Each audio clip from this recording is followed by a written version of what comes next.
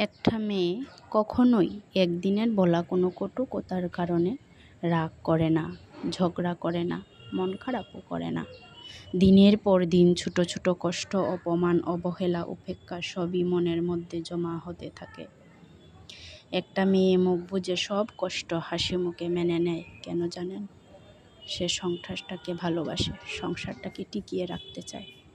সন্তানের মুখের দিকে চেয়ে সব কষ্ট হাসি মুখে সহ্য করে নেয়। কিন্তু সহ্য করারও তো একটা সীমা থাকে। যখন সেই সীমা পার করে ফেলে তখনই ঘটে বিস্ফোরণ। আর তখনই সেই মেয়েটা সব কষ্ট সহ্য করতে না পেরে গর্জে উঠে, কাঁদতে কাঁদতে মনের সব কথাগুলো বলতে শুরু করে।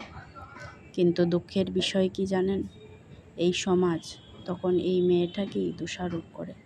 কিন্তু এই মেয়েটার গর্জে ওঠার কারণটা কেউ দেখে না। এটাই আমাদের বর্তমান সমাজ ব্যবস্থা, এটাই বাস্তব।